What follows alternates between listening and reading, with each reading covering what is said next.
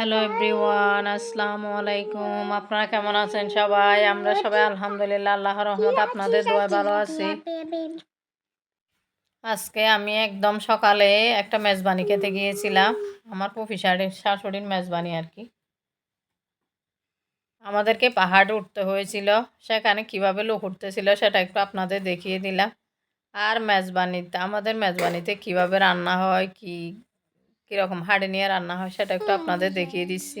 এই যে দেখুন, এই ভিডিওটা আমার দেবর আমাকে করে দিয়েছিল। এই যে হাঁড়িতে রান্না করছে, সেগুলা কী রান্না করেছে। এই যে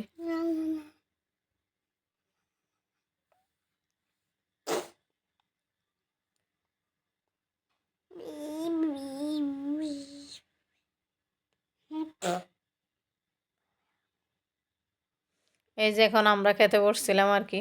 এই যে দেখেন, টেবিল পরিষ্কার করা হচ্ছিল। আপনাদের জন্য একটু ভিডিও করে নিলাম। এই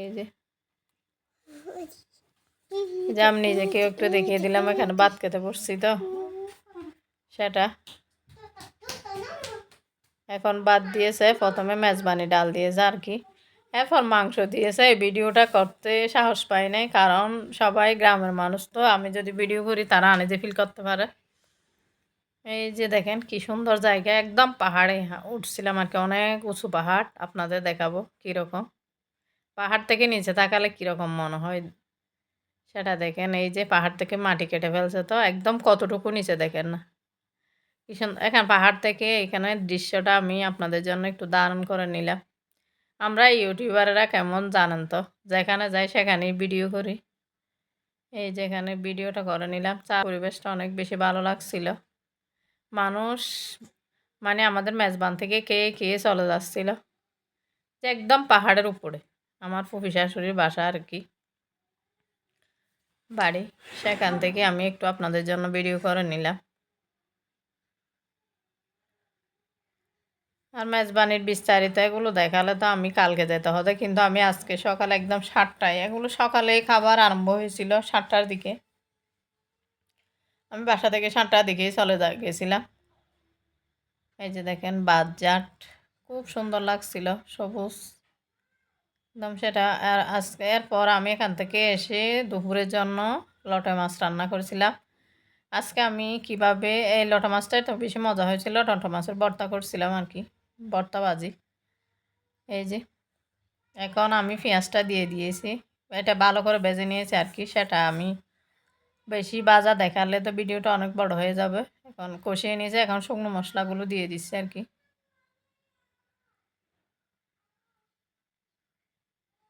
মশলা হলুদ এখানে মরিচ দিয়েছি 1.5 চামচ, হলুদ দিয়েছি 1 চামচ, আর আধা চামচ ধনিয়া, কাঁচামরিচ দিয়েছি 4-5টা কেটে। লটে মাছের মধ্যে কাঁচা মাছ কেটে দিলে অনেক মজা লাগে। আমাদের চট্টগ্রামের ভাষায় এটাকে লইট্টা মাছ বলে। আর আপনারা যদি আমার চট্টগ্রামের ভিডিওর আঞ্চলিক ভাষার কোনো ভিডিও দেখতে চান তাহলে আমাকে কমেন্টে জানাতে পারেন, আমি একদিন আপনাদেরকে করব। এই যে এখন লবণ দিয়ে দিলাম আর কি, ভালো করে মশলাটা আমি কষিয়ে নেব।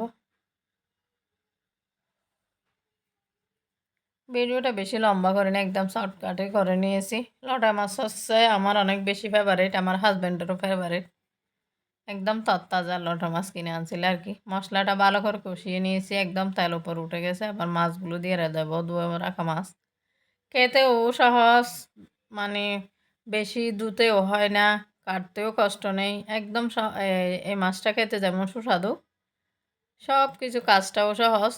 আর আপনারা যারা এতক্ষণ কথা বলতে বলতে আমার ভিডিওর এই পর্যায়ে চলে এসেছেন, একটা লাইক দেননি, প্লিজ একটা লাইক দিয়ে দিবেন, আমার সাথে থাকবেন।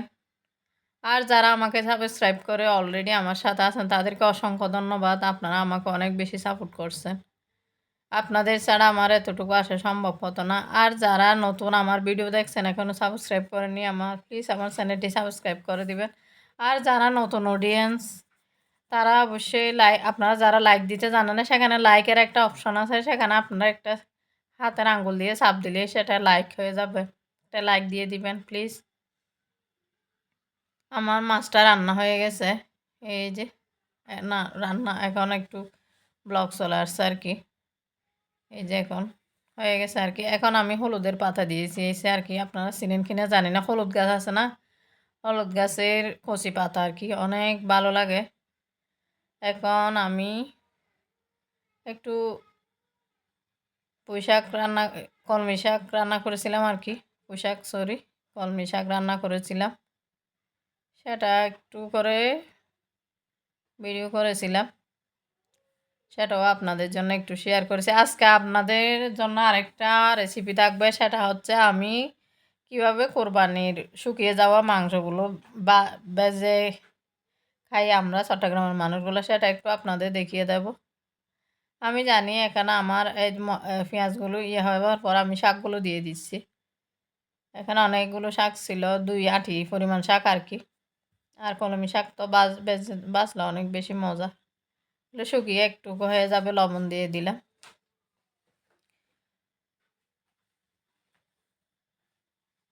লবণ দিয়ে আমি একটু ভালো করে মিশিয়ে নেব উপরে নিচে।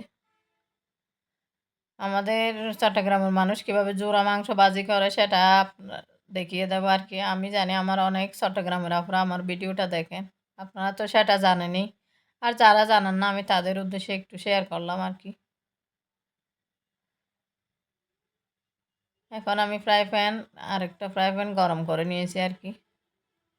এগুলো একদম জাল দিতে দিতে মাংসগুলো একদম শুকিয়ে গিয়েছিল, সেজন্য আমি একটু চূড়া মাংসগুলো আবার একটু তেলের মধ্যে ভেজে নিচ্ছিলাম আর কি।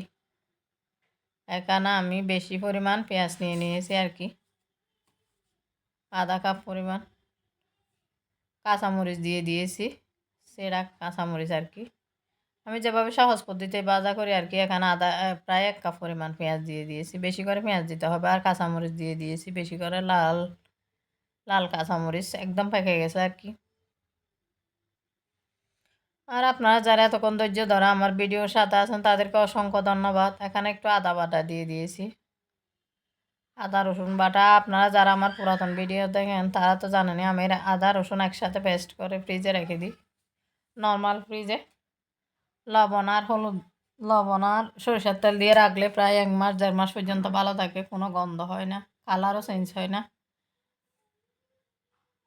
মানে এখানে লবণ আর সরিষার তেল প্রিজারভেটিভ হিসাবে কাজ করে আর কি।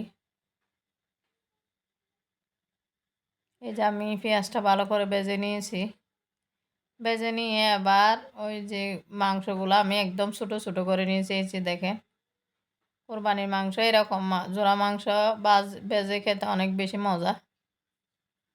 অনেকে এগুলোকে কোয়াবের মাংস বলে।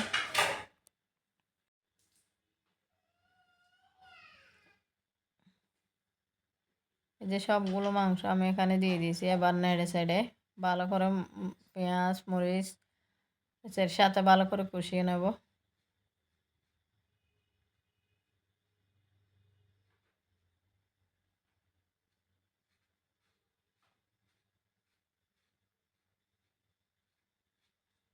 একটু ধনিয়ার গুঁড়া দিয়ে দিলাম আর কি, ধনিয়া আর ভাজা জিরার গুঁড়া।